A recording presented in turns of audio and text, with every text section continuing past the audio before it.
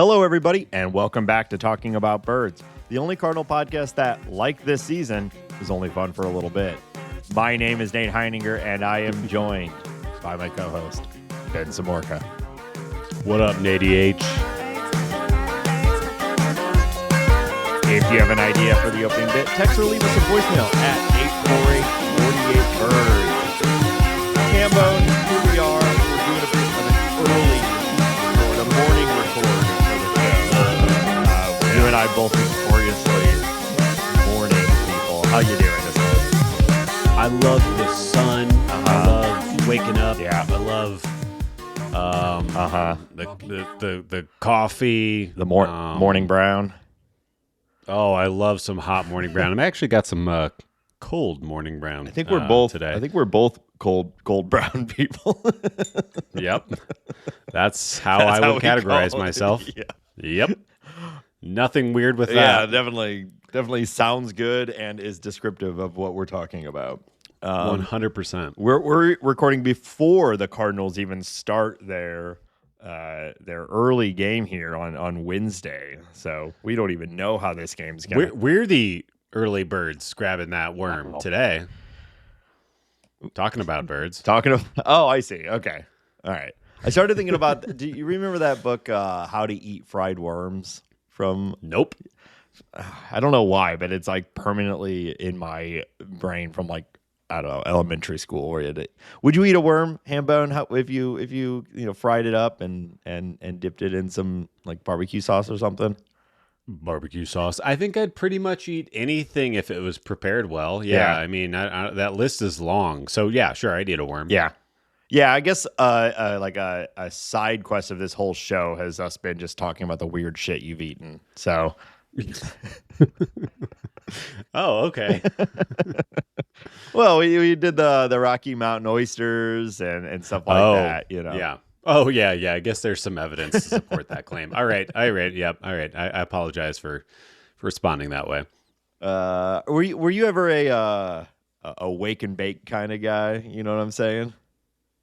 What do you mean? You know what I'm saying? Wake and bake, Colorado. No, I mean, I'm just so not a morning guy. I need everything. I need all of the wind behind my sails to really get the day going. Yeah. Like talking to you right now, this is Herculean effort. This is not.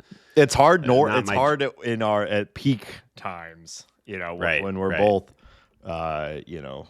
well rested and at a normal record time. So I understand. Yeah. Yeah. Are you a wake and bake guy, Nate? No. Unless we're talking cookies. Ooh. I mean, breakfast food is basically like cookies and breakfast food. They align. I'm pro cookies for breakfast. It is. Yeah. I mean, this isn't a new take or anything, but the line between breakfast items and dessert is very, very thin. I go and get the girls' donuts or something for breakfast, and you're like, yeah, we're just basically eating cake for breakfast. There's a new bagel place that we've been wearing out, and they have a French toast cream cheese, and that is delicious. A French toast cream cheese. So are you saying the cream cheese is French toast flavored with like a maple syrup? That is exactly what I'm saying. Okay. Yeah. So is that like a maple cream cheese, basically? Yeah, but they call it French toast cream cheese, Nate. Evocative. I'm not a big French toast guy. I am a bagel guy, though. What is wrong with you? It's too goopy. Oh my God, you have not had good French toast. Then you are that might be the I case. think the worst take you've ever had. That might be the case, and I know French toast is S tier dessert or breakfast. And dessert. It's just perfect. Give me a biscuits and gravy. You know what I mean? I love a B&G. Yeah. I love a B&G. I'd kill a guy for a B&G, but French toast is right there. Too sweet. Also, French. Okay. Come on, this is America. You know what I mean? We're taking it back. That's a great point. We should put a tariff on French toast. I'm sure that was free. Can I put a tariff on you? How does this work? I don't really understand. No, you're taxed at max capacity just being here this morning. We can't increase the taxes anymore on our mental health, our physical health. This is there's just a tariff in general. You went to Rockies opening day. How were the Oh festivities? Biggest my bar in Denver God. was popping. Biggest bar in Denver. How was it? How was it? When we got to the game, it was 38 degrees and snowing sideways. By the time we left the game in the eighth, it was 32 degrees and snowing Great. intermittently. Wait, you left I'm opening day early? Wow. You said you left in the eighth? Well, I would like to say, and I'm not going to say anyone's names, but I was sure. with some other people. Okay. And those people were pushing for us to leave the game at the time that we did. Wow. Which I Amateur will hour. say, I'm fine that we did because the game went 11 innings and my ass was frozen solid. I think had I thought about it a little bit more and maybe assumed the weather was going to be worse than it was reported, I think I would have. We were talking about, like, there was a guy, we saw two guys wearing their ski helmets and goggles. Like, I think if I had prepped a little better, Yeah. it would have been more enjoyable. Yeah, you of But, all people have like cold weather gear. Yeah, and I went in jeans and a hat. So, here it was my mistake. But the event was great. Downtown was popping, even with it being bitterly cold. Everybody was out there. Like, Colorado shows up for that type of shit. But yeah, it was great. I found myself saying this, and I felt like such an idiot saying this out loud to my lovely wife and friends. But Common feeling for you, I'm sure. yeah, they're unfurling the American flag and they're singing and everything like that. How do they time the flyover perfect every single time? It's incredible. Are we talking jets or We had three jets. Okay. Three jets fly over at the perfect moment, and then the fireworks go off and everything. And I was just amazed by that. And then the fighter jet pilots show up in the seventh inning, and they wave and everybody applauds them. It's just I am continuously amazed by the flyover. Wow. True spectacle. I guess I've never really. I imagine of all things, fighter jets in that are really good at being at a very specific spot at a very specific time. That's kind of their whole thing. I think that's where we landed. Is the fact that they're just like like highly trained, just like the pilots. You landed. Okay. Yeah, they did land. If there's anything that they should be good at doing, it's being at a spot at a time. Yeah. And boy, oh boy, they nailed it. Wow. So yeah, it was great. The festivities are great. The game was bad. It was too cold. We actually ended up going to a game last night as well against the Brew Crew, where the Brewers demolished our Colorado Rockies, which was fine. And it was 70 degrees, so it kind of we got some retribution for our frozen asses. There you go. Nice. Yeah. Nice. Well, it's been an interesting week for the St. Louis Cardinals. After opening week, last week's pod was and the majority of Cardinal first place, baby. Yeah, Cardinal Nation in general super hyped about despite a couple losses to the Angels, we were feeling very good about particularly the offense, but the pitching was also looking pretty good. We say a lot on this show that we sort of ride the wave of the season. We're doing this every week, real time. Dude, cowabunga, bro. We're riding the wave. You like that? I was starting to think about like a whole tangent on TMNT, and we're just gonna surf right past it. This week we're back, I think, a little bit more where we kind of thought this season might be, but the offense is still good, but the pitching is starting to show some weakness. You have chosen to wear a hat that is Ben's leaning into the camera. If you're not watching, he's got his Green Monster Fenway hat that we got when we were in Fenway back in 2022 for that series, which was quite the opposite of how this series went this weekend. I was rooting for the Monster the whole series. I don't know what you're I'm always talking rooting about. for I'm Team Monster. Always rooting for a Monster. Yeah, absolutely. But this week was way more of a mixed bag. So I think we've got a fair bit of stuff to talk about. What do you want to talk about first from a Cardinal perspective? Yeah, I think we got to talk about the headline. The Cardinals' best player, at least so far in the first 2 weeks of the season, goes down. Hmm. Ivan Herrera out at least a month with a bone bruise. As you saw, he was kind of limping off the field. I think initially a lot of people thought that it was going to be like end of the season type of injury. So Yeah. I think we could be pleased that it seems like it's 4-6 weeks ish. Probably you never like they're saying 4 weeks, and that would be great. But it just when you hear bone bruise, when you see a catcher with a knee issue, Yeah. and if he's coming back, as quickly as possible to catch and not just be a hitter, you could see that timeline getting pushed back a Yeah. little bit. And it's really, if this is that rebuild, retool year, whatever, you would hope that the Cardinals would exercise patience on this type of injury. But I mean, it's hard to argue with how I kind of open this, like the most impactful player in the early season so far, right? Oh, yeah. I mean, easily. He had the 3 home run game as well, which was the first time in Cardinal history a catcher hit 3 home runs in a game, which is kind of surprising. But then it's not really if you think about how Yachty was the catcher for 20 years. And then before that, there were just almost never did catchers even hit home runs outside of we can all. Yeah, like Ted Simmons was never doing that. Right, right. I mean, just in general, obviously we can think of a few guys over the history that were like power hitting catchers, but generally speaking, it's never been a big power role, and so it was the first time the Cardinals have had a catcher hit 3 home runs, and it was really sort of the capstone on what was looking like a major breakout for Ivan Herrera, at least offensively. Now, there's already been some people starting to question his long-term legitimacy as a catcher. Um, specifically issues around his throwing arm. We'd already seen that being a bit of a problem. They've been working on it. There was already a little bit of a narrative around will he be the catcher of the future, or is he just, should we already start discussing moving him to something like a DH or even like eventually a first base sort of thing? I was not ready for any of that. I want to see him catch every game, or have a normal catcher's role this year, but this does change things, right? Like you said, it's a knee injury.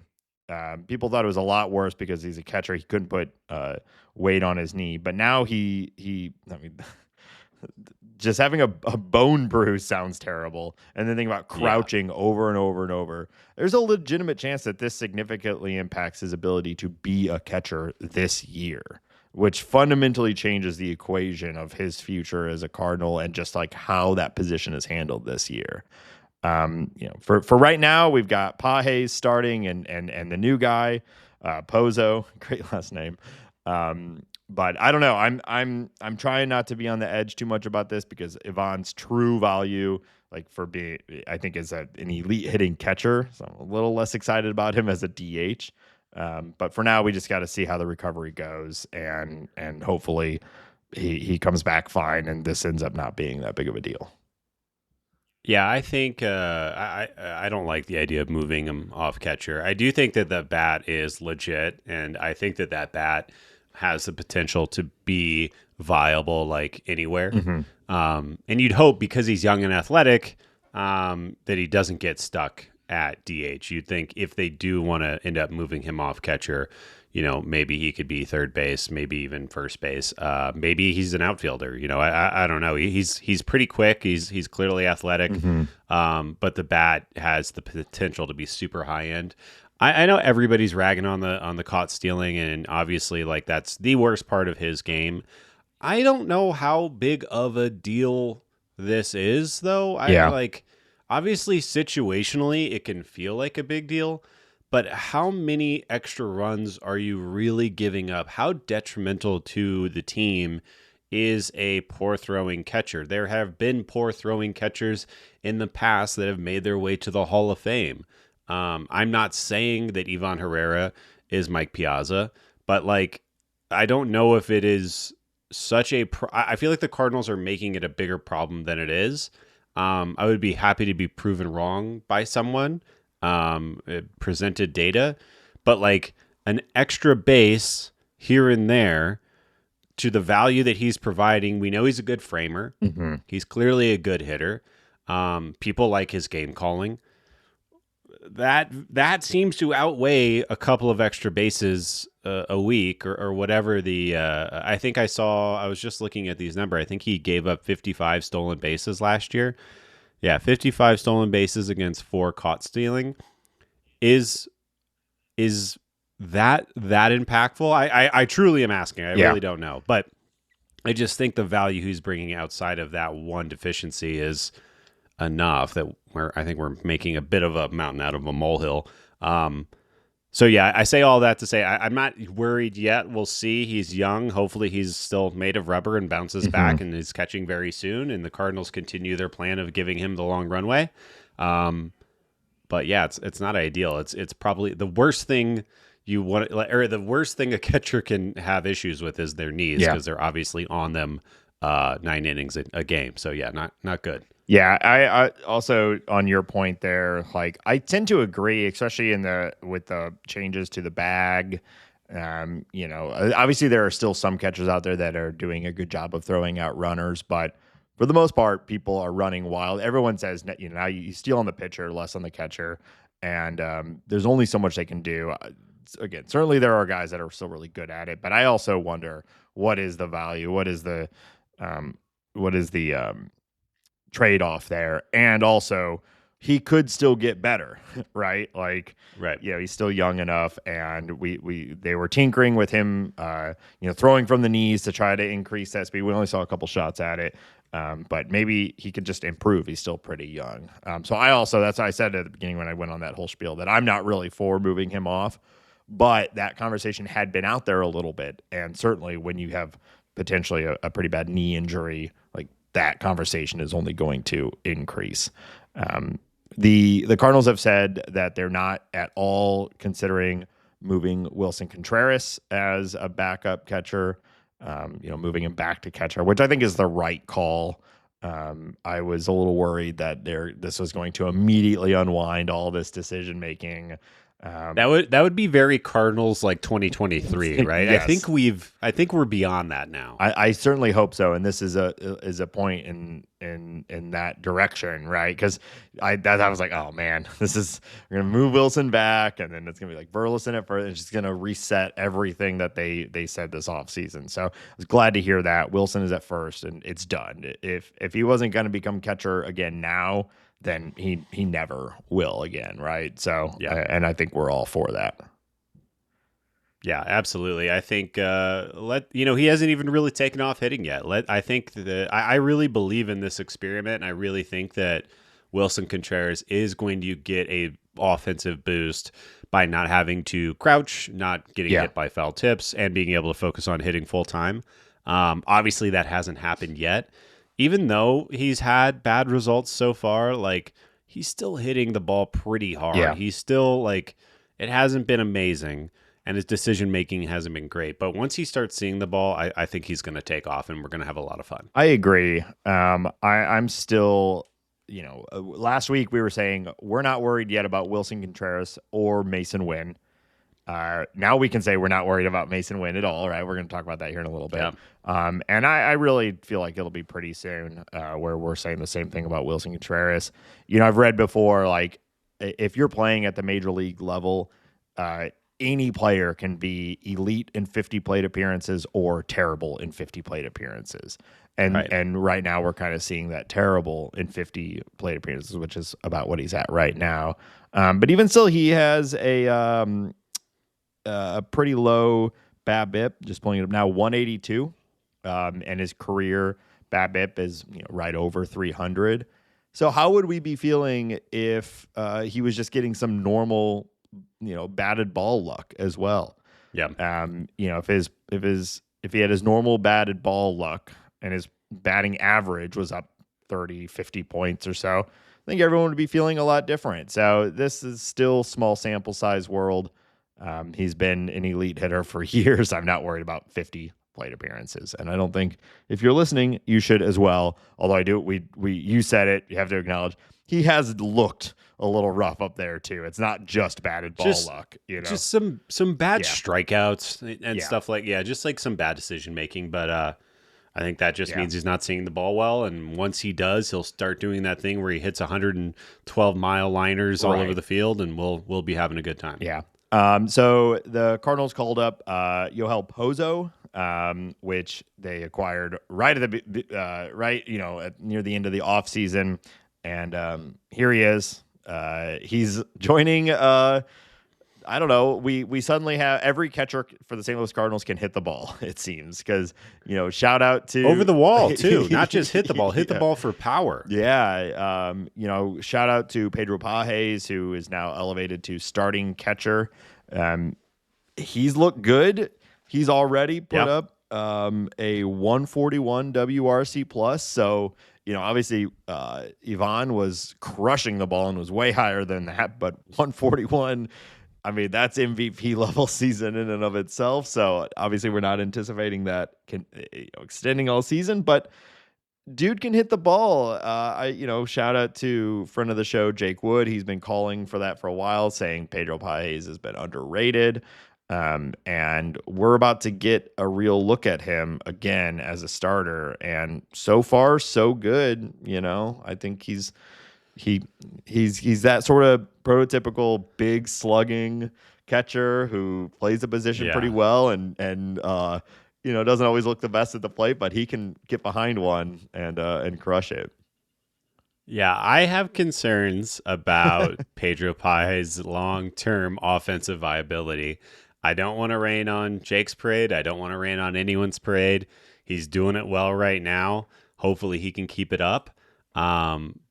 But I'm not sure he has the most disciplined approach at the plate. Well, he hasn't drawn a walk yet, but of course it's only 23 plate appearances. It's totally fine. I'm not even judging that. Yeah. I'm just saying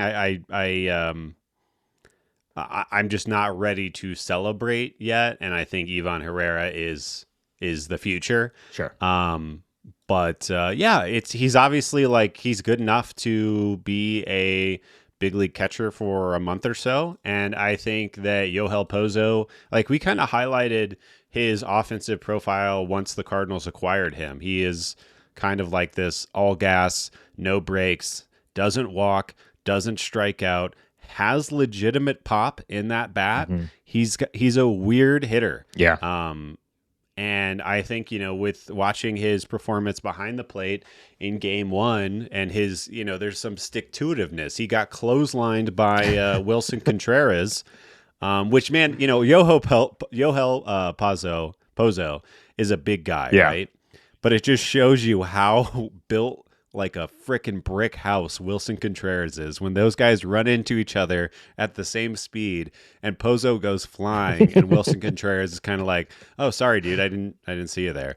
Does a wolf Very concern scary. himself with the opinions of sheep?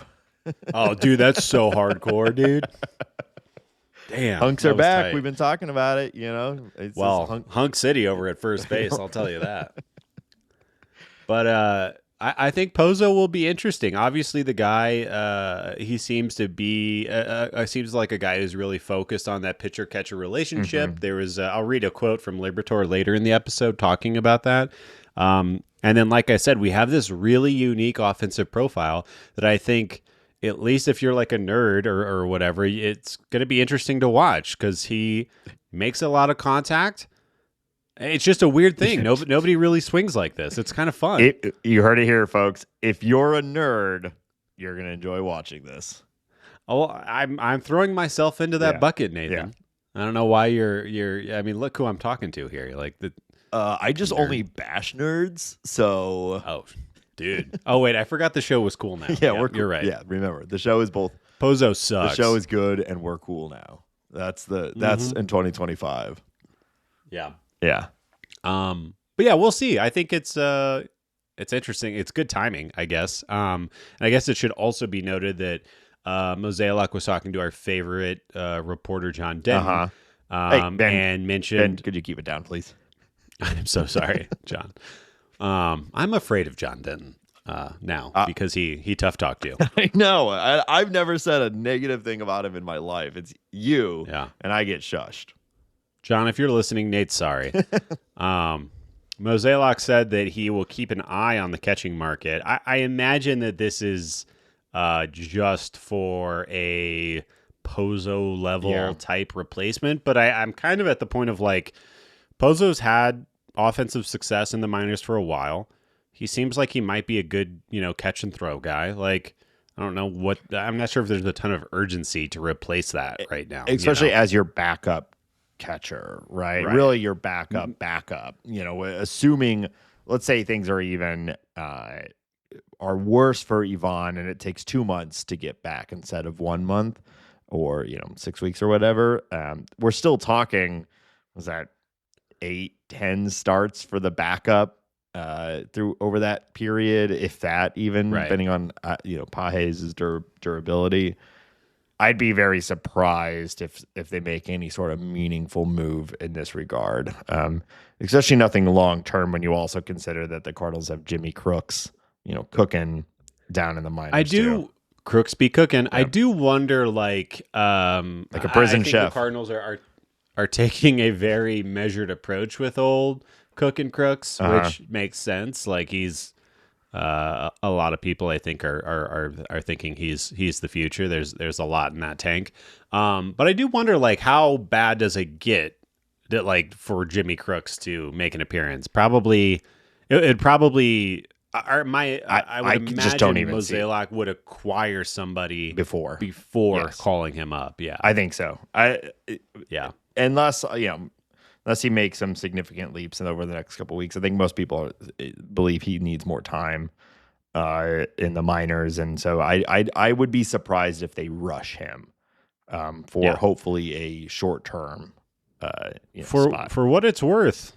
Crooks is cooking in AAA right now. He's got a nice little offensive season brewing down there. So he's going to be good at some point. Maybe, like you're going back to the Ivan Herrera, maybe Ivan Herrera does move off of catcher because Crooks forces that decision because he's obviously a bit of a defensive star. Yeah. And it looks like he might be able to hit a bit too. Maybe that pushes Ivan to left field or we certainly need more outfielders. Who knows? That to me is the likely evolution of Ivan Herrera's move from catcher. It's not because he can't do it and they decide to move him out because he's failing at it. It's more that he gets pushed out because of someone like Jimmy Crooks, which kind of a lot of things have to still go really well for exactly that to happen. But I don't think they're going to move Ivan unless this knee thing ends up becoming more and they just want him to come back as an offensive player and not worry about catching or something like that. Yeah. But this is all so pure speculation as this injury just happened, and we're sort of, I guess we'll see how it evolves. Speculating wildly. Yeah, but that's what we do here. That's right. But I think, the most likely situation is that Pages is the starter, Pozo is the backup, and we just roll with that for the next month or two, and that's it. Then have the best slugging catcher combination in MLB. Yes. No big deal. There you go. Well, there was another IL move. This one was a bummer, though certainly less directly impactful to the starting roster, which is Nolan Gorman was placed on the IL with what's being called a minor hamstring issue. They're expecting him to be activated at earliest opportunity. Hopefully that happens. It sounds like maybe he could have even avoided the IL, but why risk it? And so they place him on the IL. We said it at the beginning of the season. We thought that the biggest impact of Arenado still being with the Cardinals was Gorman likely losing at bats, and that is basically exactly what has happened. Gorman has seen very limited play, but for what it's worth, he's looked really good in that limited play.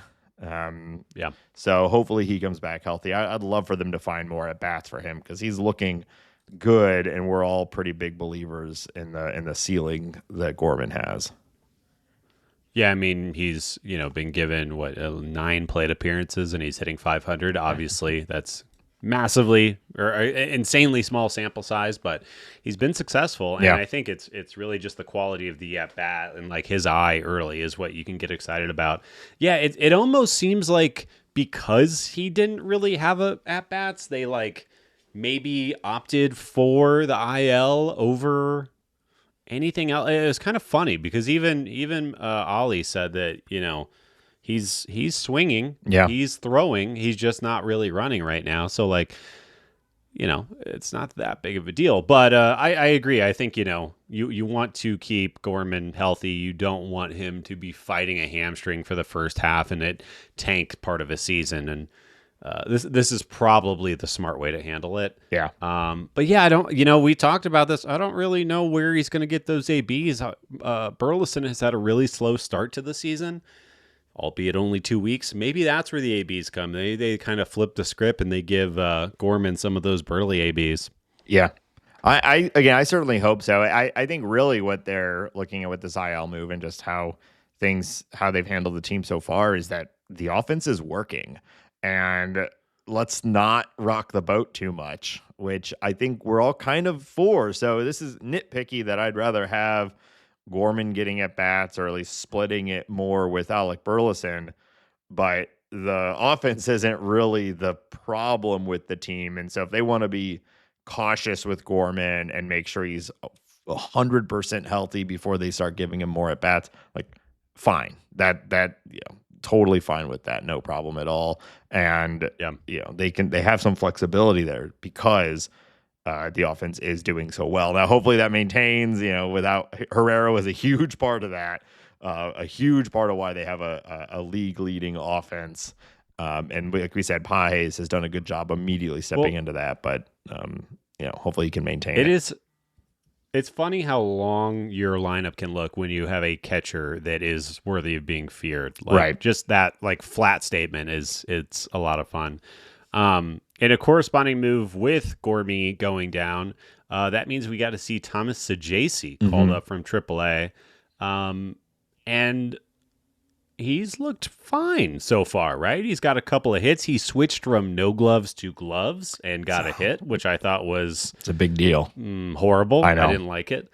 But Saggese looks like an MLB player. There's a weird roster crunchy thing where I think that's really the only reason he's not on the big league club, and he'll probably go back down when Gormy gets healthy. But he looks the part to me.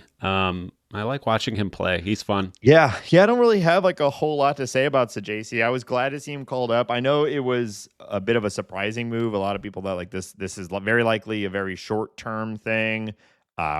So why not do something like a Fermin, who we know can slide in a bunch of places and be fine, and let Saggese continue to develop at the minor league level. My take kind of on it is that I don't really know that Saggese needs more time at the minor league level. And so just getting up, being a part of the big league club, getting some starts, getting some pinch hits here, like that is as valuable as playing down in the minors, if not more for him. So I was happy to see him up, and that seems to indicate that he is kind of next man up in this sort of situation of an infielder going down. And I think that makes a lot of sense. You do kind of feel for him because he does seem MLB ready, but he doesn't really have a spot. But that's just how it goes, and he'll, one way or another, if he truly is MLB level, he'll find a place as an everyday player with the Cardinals or otherwise. And so I liked it, even if it is for just a short term.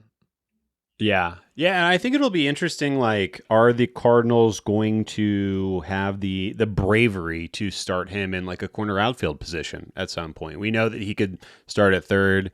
It looks like he can fake it at least enough to be a shortstop and play second base. Can they start him in a corner outfield? Because then he starts becoming like we were talking about Jose Barrero and Michael Hellman a couple of weeks ago. Then he gets to that super utility guy. And maybe that's how he forces his way onto the team and to be a part of the conversation. To that point, how do you feel about the way that the Cardinals have used Michael Ciani so far? Yeah, see, I have such a I'm struggling to enunciate here because I'm struggling to form a strong opinion on Michael Ciani right now. Yeah. Like there was a game this week where they pinch ran. It was I believe it was one of the Red Sox games. They Walker drew a walk, and so they pinch ran Walker or Ciani for Walker. And like on paper, that kind of makes sense. Siani's pretty fast. He's better defense. So you're setting up the defense. But then I thought, well, Walker's one of the fastest guys on the team. So it's not like this was really needed. We know his offensive profile is singles only pretty much. And rarely. What's that? And rarely. And rarely. And we know he's a Gold Glove center fielder, but that's really it. So I don't know. I said it when the decision was made at the beginning that I don't really understand why he's on the team right now. When you made the Victor Scott selection, and I do like the ability to go like heavy defense in the later innings. But I don't know. Walker's looked fine. That ended up being where we didn't have Walker in the lineup anymore, and that game got close again and tied and all that. And you would have wished you had Walker in the lineup versus Siani. And so I'm kind of meandering at this point, but I think like I still don't really know why he's on the team, and I'd be fine with them not having him on the team anymore. Even though I love his defense, and I totally understand there's a spot for that and a place for that on this team. Just it's not. I don't know if it's worth it. What's your take? Yeah, I think, he's got 10 games played and 9 plate appearances. So it's like, it feels like a waste of a roster spot right now when you could be giving at-bats to somebody who's a little more part of the Cardinals' future. I think, I really do believe he is one of the best center fielders in the game. And I think there's value there for sure. But Victor Scott's really good too. And Victor Scott's going to be playing every day. Yeah. Jordan Walker is going to be playing every day. Lars Nootbaar is going to be playing every day. So it's there's not a lot of ABs to go around. Yeah. You want a fourth outfielder, right? But these guys need days off, but just prioritizing strictly defense with that fourth outfielder feels a little strange when you've got well, like I said, I would rather see, and maybe this is not in his game at all, I would rather see a Thomas Saggese getting a rep in right field than Siani. Maybe he can do that. Maybe there's something there. But yeah, it just they've used him so little. They obviously don't trust his bat at all, but he's got a great glove, which is hugely valuable. And like, there's probably going to be a situation this week, because we're talking about it now, where he goes into center, Victor slots over to take over for Jordan Walker, and Michael Siani makes an unbelievable catch that him and only him could make. But that catch that Victor Scott made against the wall in Boston, I mean, he's good. He's very good. Yeah, I don't know. I haven't loved it. It feels like a bit of a wasted roster spot, but it's very early. We'll see how this all unfolds, and maybe we'll be like begging for that defense in a month, or who knows. And you could be doing a lot worse with one of your last roster spots than a Gold Glove center fielder. So absolutely, that's why this is like if I was building a team on MLB The Show, I would probably draft a Michael Siani, because you can get him in like the 30th round, and he's the best defensive outfielder. But that's why we're both I feel very ambivalent on this whole thing. It was like, I get it. Like, I totally understand it. I just don't think that it's how I would be prioritizing the team right now, but I understand why they are. So I don't know. I guess we'll see how it develops. Despite the injuries and all that, the Cardinal offense is still top tier, which has been fun. But what is starting to look a little more shaky is the pitching. And nice way to say it. And we certainly saw that in Boston, which is a tough place to pitch. There's a lot going on there. But we also saw it against the Pirates, which is a very different team. I think so. That's a nice way to say that as well. You're being very diplomatic. Thank you. I'm running for office.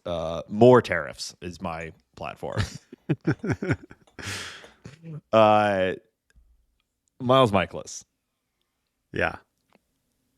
Love the guy. Cowboy up, partner. Cowboy up. He says great mustache. He says cowabunga. Cowabunga. He is put together. Yeah. We love a Miles Mikolas. We do. How long does this go? 10 earned Yeah. runs and 8 innings pitched. Yeah, Jake posted in the Bird scored an interview with Ali Marmol, and this was, I think, Bernie Mikolas was the one that asked the question, like, how long can you let this guy ride, and what are you doing to make him better? And Marmol kind of was saying, well, we're doing everything we can to make him better, and it's not really my. I'm not the one who decides. If Miles is going to be on this team or not. All my job is to put him in the best situation to be as good as possible and help him improve. And I think that I'm curious to hear your response to this. I actually think that Miles Mikolas, I don't think he's like physically cooked or anything like that. I just think that his current repertoire is inefficient to get out big league hitters.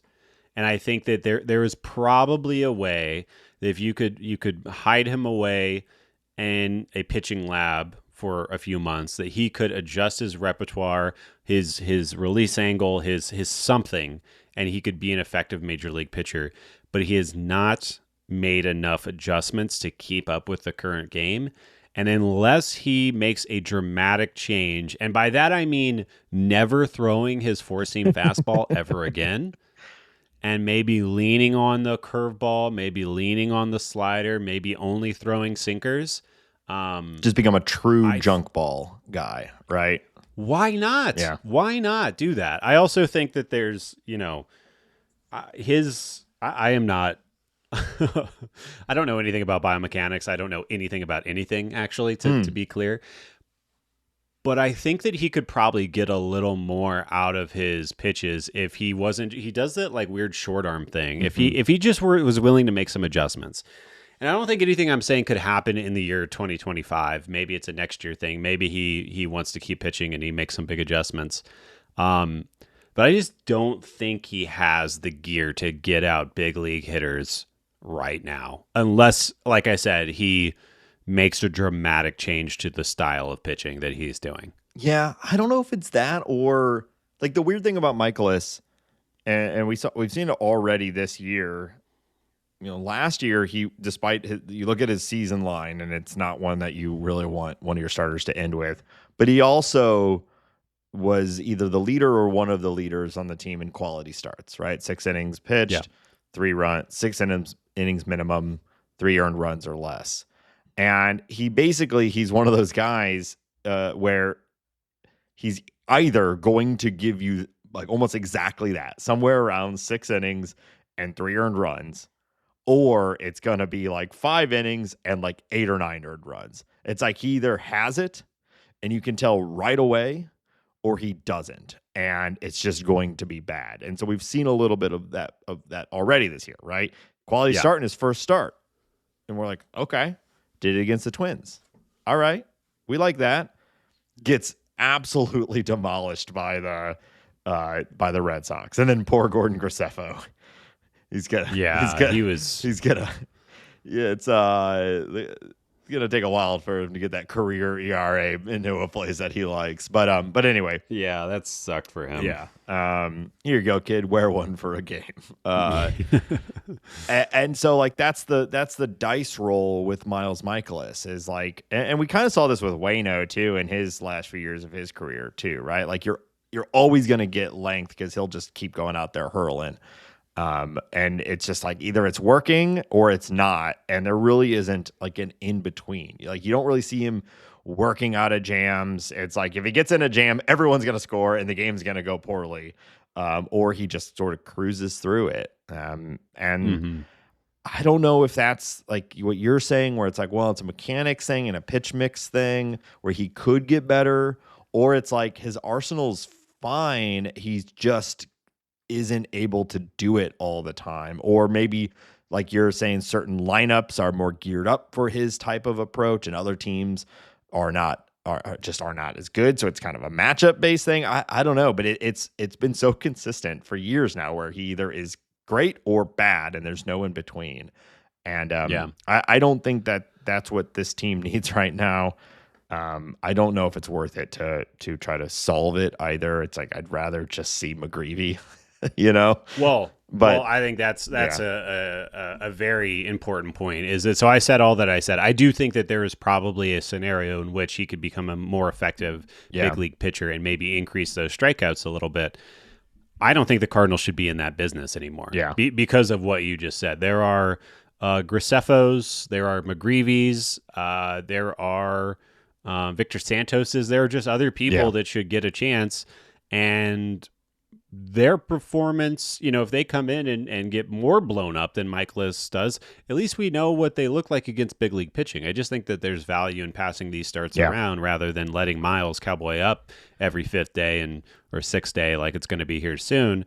And the Cardinals just don't need to be like I said, don't need to be in the business of trying to turn this Yeah. guy around because there's no value in it. Yeah. My guess is that it's going to take an extended run of it not working, but probably Yeah. not incredibly extended.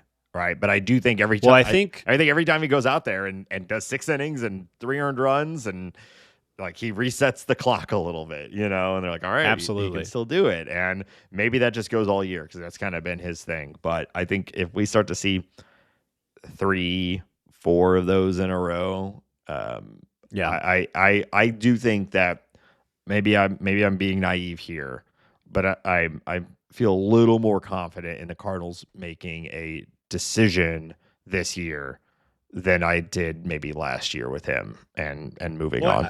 I think because it's his walk year also. Yeah. Like the Cardinals, they don't have to worry about another year Yeah. of him being under contract.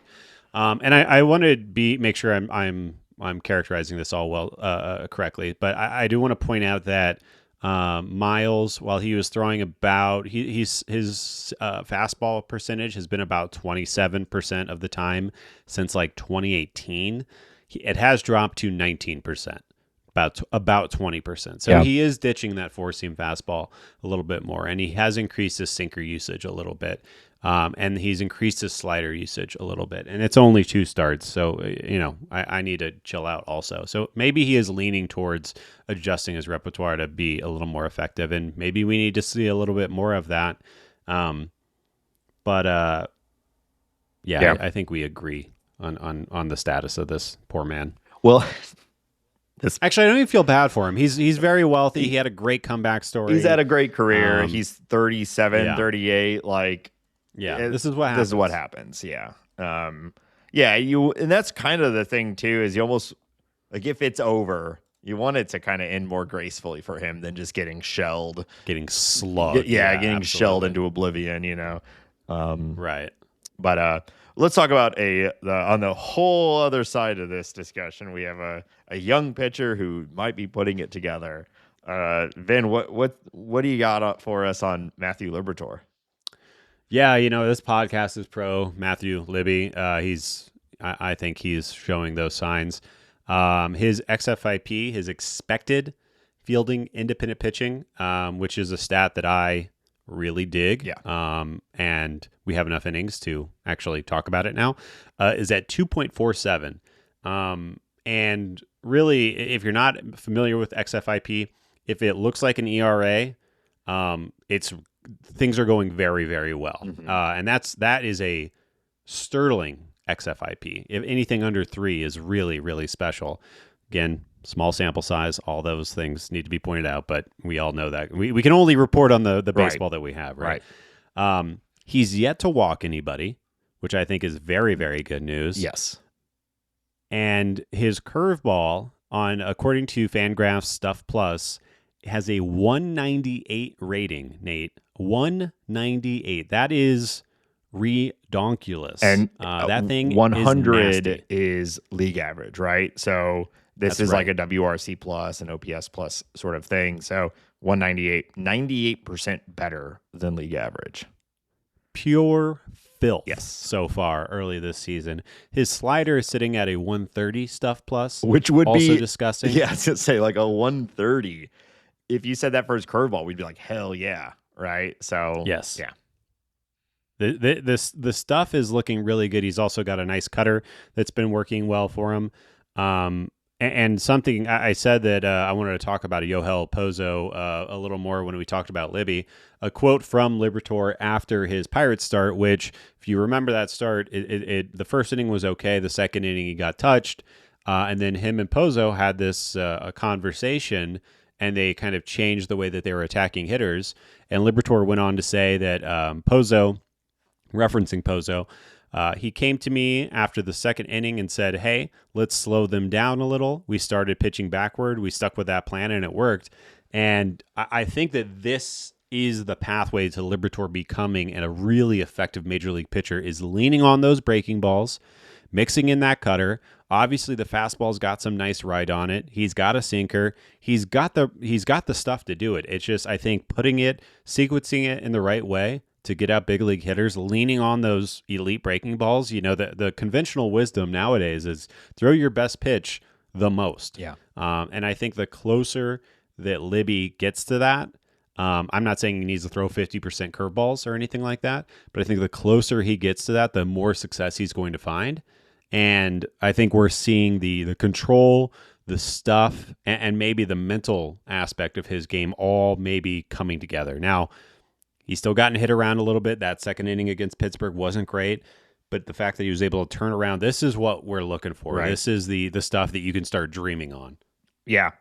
Yeah, I love that from Pozo. It's cool to see him just come in, immediately make a read on both his pitcher and the team we're playing against, and make a meaningful impact on the game from a game planning perspective. And then just can't be said enough, not walking anybody despite having breaking pitches with that degree of stuff is quite incredible. That sort of command of the breaking ball is what you're looking for to sort of level up and take that next step. So early results, but there's some underlying metrics here. Yeah. I'm buying stock on the Liberatore company right now. Like, it is. Ooh, I hate to break it to you, but there's we just put a 25% loss, 104% tariff on Liberatore stock. So damn it. Great. So yeah. Anyways, I'm feeling great about that. Somebody else I'm feeling really great about right now, Nathan. Yes, Benjamin. Phil Maton. Yeah. Yeah, we were calling for the signing during the offseason. The Cardinals, we know 100% of the Cardinals front office listens, so we appreciate that. They finally, took the advice. And I mean, at this point, with Fernandez and Romero having some ups and downs, we've already seen it. Maton is the setup guy, right? He is the next in line behind Helsley, and he's doing a really good job of it so far, at least. Yeah, I mean that he hasn't given up and run, Yeah. What else do you want? The guys look great. That sweeper is legit. I wish the Cardinals would have done a couple more guys like Maton, just because I think it's a smart thing to do. But we also didn't know that Roycroft was going to have a rough start to the season. Right. We didn't know that Ryan Fernandez was going to have a rough start to the season. I'm not giving up on those guys yet. We've talked about this all the time, but relievers' lives are extremely volatile. Yeah. It wouldn't surprise me if Ryan Fernandez goes out today against the Pirates while we're recording and just absolutely shoves. So, right. But it's fun to have somebody like Maton. It's fun to have somebody, if Helsley needs a day off because he gets blown up, like what happened in that Red Sox series. It's nice to know that you can throw a Maton out there to get the save the next day, or somebody you just have confidence in, I guess. Yeah, on that one too. It was inevitable. Ryan Helsley was going to blow a save. He hadn't given up a run in 20 innings or something like an incredible run. He's probably the best reliever in baseball right now. But boy, was that a disappointing time and style. Well, I was going to say it was the way in which it went down, where it's the gas is there, the breaking ball is breaking, and some of we were talking about in the Bird Squad while this was happening, he wasn't even missing by that much. In fact, you could argue a lot of them were really good pitches that might have been where they wanted it. I walked away from that thinking, damn, the Red Sox just beat Ryan Helsley. He didn't blow that. I mean, it was a lot of walks. If you look at the box score, it looks like he was all over the place, but he really wasn't. He was on, he was right on the edge a lot, which is where he lives a lot too. Obviously some of those he was trying to throw a strike and he didn't. I don't want to, Yeah, but right. But like there were some pitches that I could not believe those Red Sox hitters were laying off of.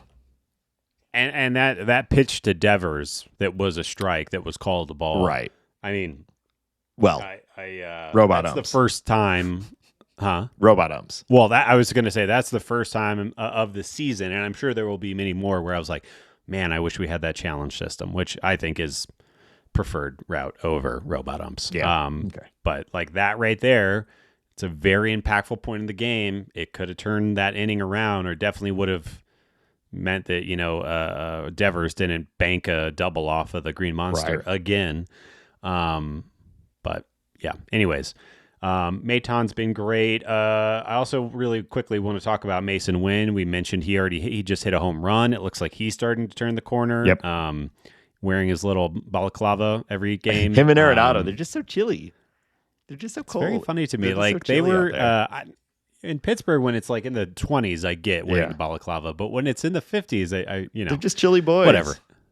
Yeah, as long as you're comfy. I kind of think they might think it looks cool too. Do you think so? I don't know. I think so. I think they think. It looks kind of silly.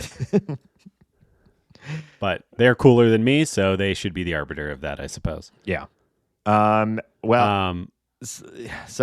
I was looking at Fangraphs earlier, and I think this kind of I've heard of it. I think this kind of explains like the first 2 weeks of the season. The Cardinals are first in on base percentage, second in OPS, fifth in home runs, third in runs. They're all over the place. They're a top 3 team in offense. Kind of whatever stat other than stolen bases, but whatever. They're just across the board a top level offensive team. But from a starting pitching standpoint, they're 29th in ERA, 15th in WHIP, 25th in K per 9, 21st in hits per 9, 23rd in home runs per 9. Right back in the middle, bottom, either in the middle or very bottom of the pack when it comes to starting pitching. And so, like, it's awesome that they have a good offense. Like, it's a big question mark coming into the season. As we said last year, is one of the biggest problems. And I think all signs point to this team being very good offensively. But already, 2 weeks in, the cracks are starting to show on this team's long-term ability to be successful in 2025. And so we're going to need to see some either performances start to shape up or some changes need to start happening to the rotation and the bullpen in order for this team to actually compete in 2025, as they already now are in third place, 2.5 games back. The Cubs look really, really good. Kyle Tucker is Kyle Tucker going nuclear. Yeah, he's having a nice start to the season. I think everything you're saying obviously makes sense, and just watching the games, the eyeball test will tell you that the starting pitching has been the problem. But the good news is that Tekoa Roby and Quentin Matthews and Michael McGreevy and all these guys exist, and to be confident in those guys to the degree in which you're comfortable. But there are levers to pull, and there are ways out of this situation, and we get to dream, we get to be hopeful. We'll see what happens. Yeah, I mean, like the offense being really, really, really good immediately is such a significant improvement over the last couple of years, and it being driven by I know obviously Herrera's out, but Brendan Donovan, Lars Nootbaar, Jordan Walker, it's like those guys are the future, and they're the heart of the lineup right Victor now. Scott. I didn't even mention Victor Scott, who is exceeding expectations significantly. From a watchability standpoint, it makes the games a lot more fun to watch. Now, I would much rather watch the Cardinals lose 7-9 than lose 3-0, 9-0. Yeah. Well, yeah, exactly. But at least they're putting rallies together. They're never giving up. This team's ability to not pay attention to the scoreboard, all that shit has been good. Yeah, I agree. All right. Anything else you want to talk about from the Cardinals before we move to the back half of the show?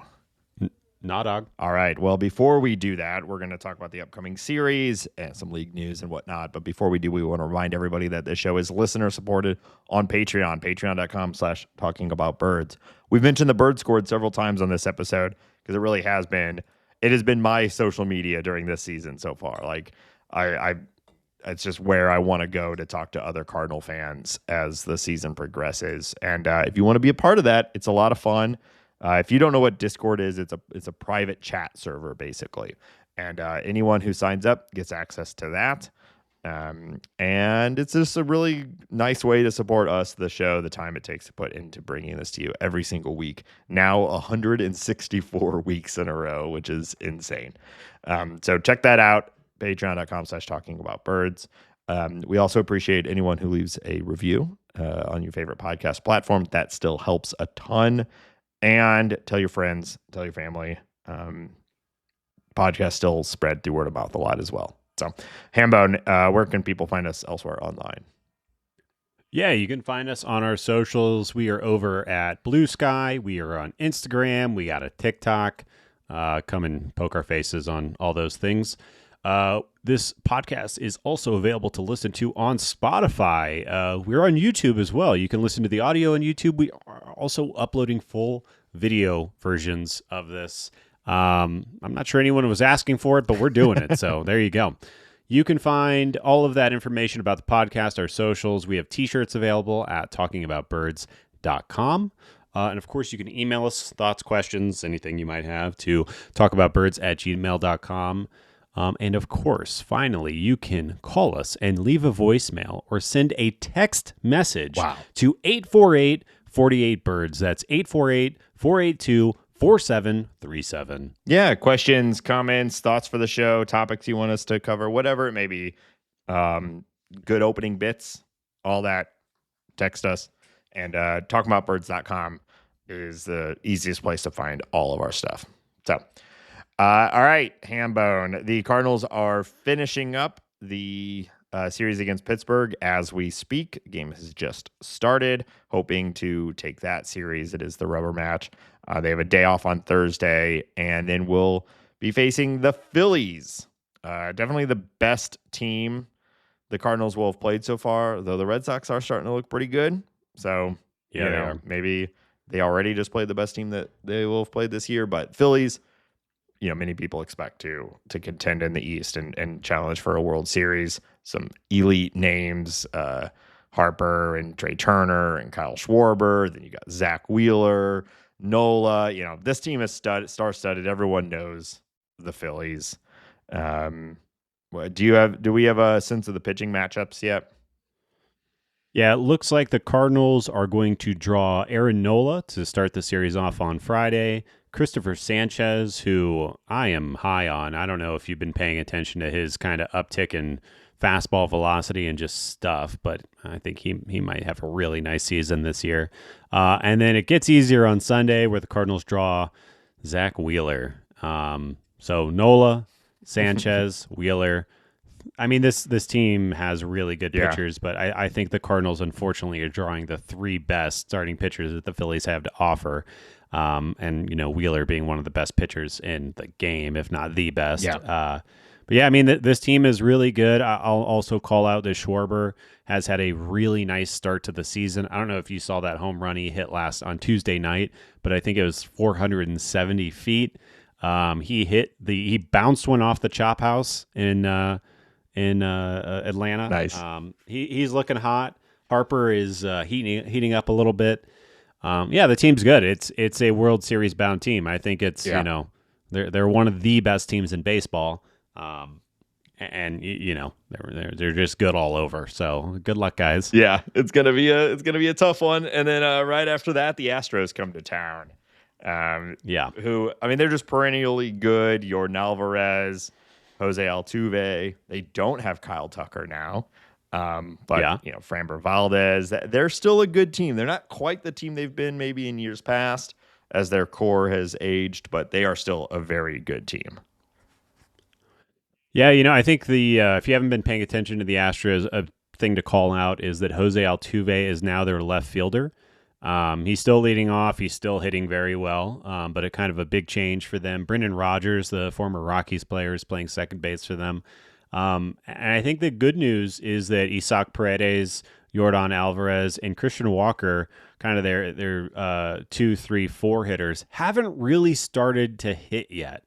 Now, that could change in a week. Those are some boppers, but they really haven't been doing anything so far. So the Cardinals might be able to take advantage of the fact that they haven't been bopping and maybe sneak out some wins here and on home field. But I expect them to be good. Yeah. I don't expect them to be great. I'm Rangers in the West, AL West this year over Houston or anybody else. But Yordan Alvarez gets bopping and your butthole tightens up. So we'll see what happens. It's gonna be a tough week for the Cardinals. Good luck to everyone's buttholes. This is gonna be a tough one. So we'll see how it goes. Good, you know what they say? It's a good test. It's a good test of this offense and of this team. They are all at home. So We'll see. We'll see. We'll see how this offense performs against the likes of Zach Wheeler and Hunter Brown and all these kind of high-end arms. Yeah. All right, well, let's talk about some league news. A few things happening around the league, including, I know we're going to start with some a real tragedy. Yeah, and especially the fact that he was a Cardinal and won a World Series with the Cardinals, and I think he's part of the fam. But if you haven't seen this, Octavio Dotel passed away in the last couple of days due to a roof collapse at a nightclub. Yeah, where like 28 or 30 people also died. The numbers keep going up. It's bad, man. Oh man, and it's people have been calling it a nightclub. It seems like it was just like a big music venue because the person playing is a sort of legendary act in the meringue music industry. And so like someone from like the 80s, which would explain why like a whole bunch of people in their like wealthy people in their 50s and 60s were there. You think of like nightclub in the Dominican and a certain thing pops in your head. And I don't think that's exactly what this was. There were other baseball players there as well. But yeah, just total tragedy. You just think about this, like this guy has this incredible life, wins a World Series, and then dies from a roof cave in at a venue in the Dominican Republic. Just crazy. Thoughts to his family and everything. It's just a real tragedy. Yeah. Total nightmare scenario. Just really quick, in 2011, he started the season with Toronto. I'm sure everyone remembers that trade that brought him and other players from Toronto to St. Louis. He pitched 24 and 2/3 innings, had almost 12 Ks per nine, less than 2 walks per nine, had 3.2 ERA, and then, like we already said, won the World Series and was a big part of that push in that postseason. So he returned to the World Series the next year with the Detroit Tigers as well. Yeah, so sad news, and I don't really know how to transition from sad news, but we'll just keep barreling through. The Blue Jays have finally extended their guy. Vladimir Guerrero Jr. will be making $500 million over the next 14 years and will likely be a lifetime Blue Jay. I think this is great. Yeah. I cannot believe the Blue Jays actually got it done. Yeah. I'm happy that Vladimir wanted to get it done, that they were willing to pay the guy. I think that this is probably great value for everybody. Yeah. I think that he maybe could have gotten a little bit more than this on the open market. A lot of people were talking about the Mets kind of doing a Juan Soto type thing and doing anything to get him to be their first baseman of the future. I love that he's sticking with this team. I hope this is a turning of the page for the Blue Jays and that they can start signing players with some confidence that a really good player is going to be there for a while. And I think it's good for baseball generally when a Vladimir Jr. is on a team like Toronto. Yeah. I just think That's good. Yeah, I agree completely. We've kind of blasted the Blue Jays over the years for some poor decision making, and lack of commitment to things like this. So it's really good to see it get it done.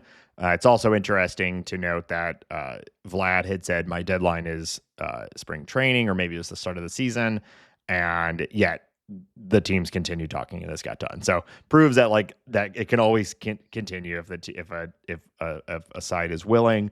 I think it's interesting to see a first baseman get such a big contract. You and I have talked a lot about like the undervaluing of first baseman.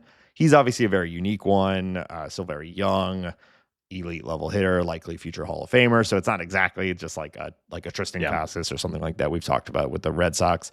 But you don't usually see first baseman nowadays getting this much money. So maybe it's going to change the first base market, or maybe he just truly is an outlier. I guess we'll see. But yeah, it's cool. Who doesn't love Vlad Jr.? And I agree that he's more fun as a Blue Jay than like a Met or a Dodger or whatever. Yeah, and I think everything that you said I agree with. I also think the fact that he would be 27 going into his free agent year is another part of the reason why this number is so high. It's like guys just don't become available at 26, 27 years old, which is, I think, really what inflated Juan Soto's market, is what would have inflated Vlad's market. That age is getting a guy that young is just hard to do because you got 6 years of prime in there, and then you imagine Vlad, he's going to have a steady tail off where he's still pretty effective for a while. Yeah. He very likely will be very good for the entire 14 years of this deal. Yeah. Speaking of young guys, the Rockies promote two of the top prospects in baseball. Chase Dollander and Zach Veen make their debut. I was actually at Zach Veen's debut last night, which was pretty exciting. And the reason I put this on is obviously I'm a part-time Rockies fan, but I don't think the Rockies have ever had a pitching prospect like Dollander, and he looked pretty good. He's got a great fastball. The sweeper is real. I'm not saying that the page is turning for the Rockies, but it's something I can at least be excited about. I was thinking the same thing. Veen is cool. He's interesting, speedster sort of guy. Could be really good. We'll see. But Dollander, you have not heard about a pitcher for the Rockies like this in quite a long time. So it'll be interesting to see if he can overcome a lot of things that are going against him, which are just being a rookie pitcher in course. Yeah. Good luck, buddy. Yeah. I'm rooting for him too. It'd be fun to have a good pitcher in Coors. It would be a lot of fun. People, it can be done. I swear. You just need to be good. Shohei Ohtani says that the Dodgers are being conservative and thoughtful with his pitching rehab. Nate, I'm calling it right now. I don't know if Shohei is going to pitch this year. I've been saying it for a while. I don't think he should. I totally understand the value, the two-way, all of that. I get it. But just look at last year. Look at that team's rotation already. Why risk losing what Ohtani currently brings for the dream of him doing it both again? Every time he gets hurt, it's because of pitching. So just let him hit. I know what he wants. I get it. Trust me, I get it. But I think probably there is a little bit of, from a management perspective, we're just being real conservative. Into the back of their minds, we're like, we don't really want him to pitch anymore. We just have to do this delicately because he's our best player and the most famous athlete on the planet right now. They don't want to piss him off. Yeah, there's not a long history of great success after second Tommy John surgeries. There's not a lot of longevity after that either. Yeah. Now, I will say I'm the opposite of you. I think I would love Shohei to pitch more. I think that it is one of the great wonders that we get to watch in baseball. Well, now, and I'd love to see that again. That's where I'm torn on it. I get that. I get all of it. It's just he's so good already. Do you need both? I think maybe as a reliever would be interesting, especially if you do the really fun idea of he's DH and then he's a reliever for an inning and then he goes and plays in right field or something like that, where he's kind of all over the game. That'd be a lot of fun. And then you get him to pitch too, so you get a little bit of both. But I just don't know that it's worth it at this point when you know what you get from him just hitting every day. I think that's where it comes down to. Is he put up 10 WAR last season, just DHing. That's what I mean. If you could even just plop his butt over in left field, I mean, he could put up 12 WAR or something. Right. He could have one of those seasons, one of those best of all time seasons. Yeah. I think that's the big question: is when do they talk about moving him to the outfield, or would they entertain that ever? But yeah. All right. Tigers assistant GM. You may have seen that he resigned kind of out of nowhere, like a week into the season. And it turns out that there was an investigation for him sending lewd photos to female staffers. Now, this has not been confirmed yet, but that investigation is going on. And I think it just makes a little more sense of why somebody would retire or resign from that position. He's like 30-something. He's like 34 or 35 or something like that. Why you got to send lewd photos? I mean, what are we doing here? Always a weird move. Yeah. There's like some compulsion. I think I don't know. I've never understood the lewd photo thing. The dick pic. You can just say the dick pic, Nate. Sam Minzen is by his name, by the way. I didn't have that written down, but Sam Minzen. And the good news is, baseball teams, he's on the market. So, wow, great. And you fit in with a lot of teams, I bet. Yeah. All right. Well, sucks to suck, guy. Allegedly. Sucks to suck.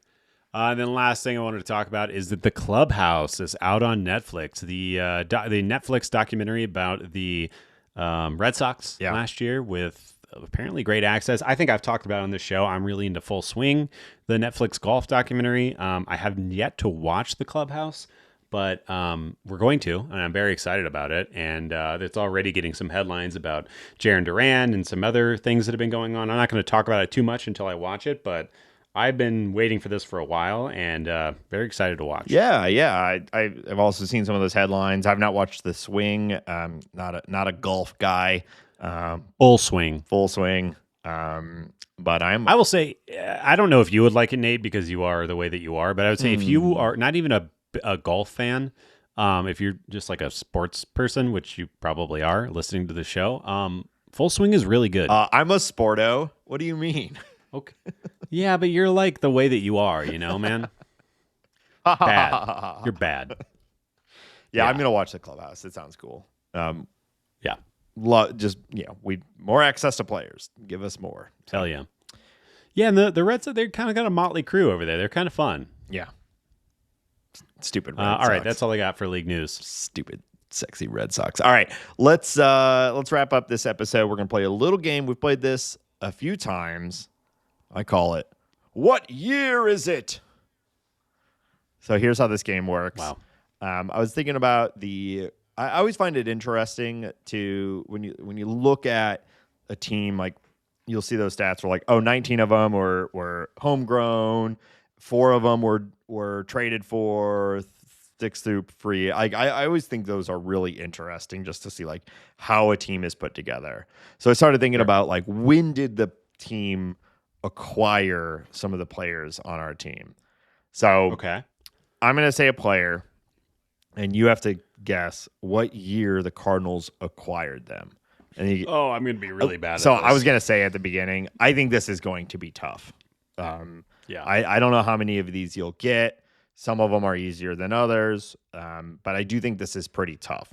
But so it'll be, what year the Cardinals acquired them, and then I've got a little more information about as we go through them. So, okay, let's start with the leadoff man, Lars Nootbaar. What year did the Cardinals acquire Lars Nootbaar?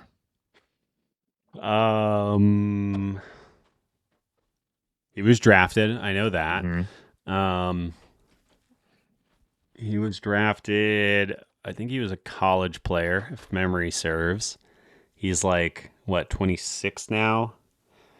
So I'm going to guess he was drafted in 2019. You are so close. He was drafted in the 8th round in 2018. Damn. Yeah. Okay. Just trying to math that one back a little bit. Like, how old is he? What? Yeah, it's a good strategy. I think that's going to be your best bet on this sort of thing. All right. How about Jordan Walker? Jordan Walker was 2020, right? That is That correct. was a great draft. Yeah. He was a first-round pick in 2020. Yep. He's not on the list, so I'll give you this one. Mason Wynn was their second-round pick in 2020. So it went Jordan Walker, Mason Wynn, back-to-back. Pretty good draft. Pretty good. Okay, here's an interesting one. Ivan Herrera. Ivan Herrera. Oh, I know that he's been he's the longest tenured Cardinal. They were just talking about this on the broadcast. I believe he was signed when he was 16. So obviously he predates Newt, who was signed in 2018. But he's young. I'm gonna say. So my guess is either 2016 or 2017. I'm going to guess 2016. You got it. He was an Let's international go. free agent, signed in July of 2016. Yeah, he's a young man, but he's been here for a while. Yes. All right. How about Andre Palante? Palante, I believe, went to school. What is he? He's also like 26. So it makes me think he was drafted at the same time as Newt, maybe the year after Newt. I'm gonna go 2019 for Palante. You got it. He was drafted Right. in the 4th round, 125th overall of the 2019 draft. Nice. Just Decent value for that pick. yeah. Just a couple more for you. How about Brendan Donovan? Ooh, Brendan Donovan. He's a little older. I believe he also went to school. So that puts him at, I don't know, probably like 16, 17. Maybe earlier than that. No, that would make him. No, I'm going to say 2017. You're close. He was also drafted in the same draft as Newt. And talk about value. He was in the 7th round of the 2018 draft. So the Cardinals got Donovan in the 7th and Newt in the 8th of the 2018 draft. It's pretty good back-to-back rounds for that late. That's Right. pretty impressive. The fact that they're even on the major league team is impressive. Yeah, in many games, you're 1-2 or you're 1-3 hitter coming out of the 7th and 8th rounds of a draft 5 years ago. So pretty cool. Pretty cool. Got one last one for you. Ryan Helsley. Oh, I have no idea. Helsley. He's God, I don't know. He's around that same age. Guess he's a little older. I assume he went to school. I don't really know anything about him. Oh, brother. I'm going to say 2018? No, so you said Herrera is the longest tenured, maybe from a position player standpoint, because Ryan Helsley. Oh, that must be what it was. Yeah. Because Ryan Helsley was drafted in 2015. Oh, yeah. I would have never. I guess I should have because he's older. He's than older. He's about everyone else we just talked about. Yeah. But I whiffed on that. I screwed myself. I think I blame the broadcast. Sure. We always blame the broadcast. He was drafted in the 5th round of the 2015 draft.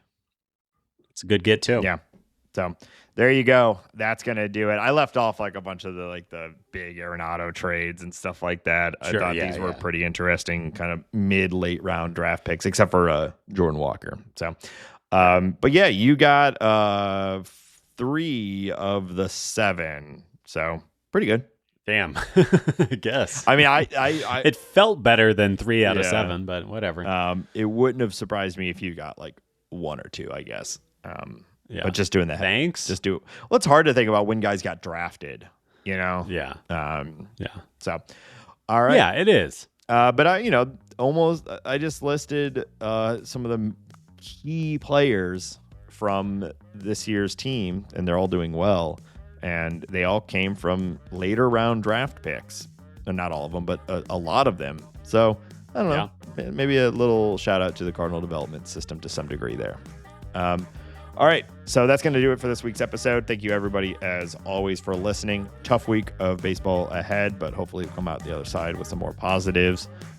Going to be an interesting season. I think we know that for sure.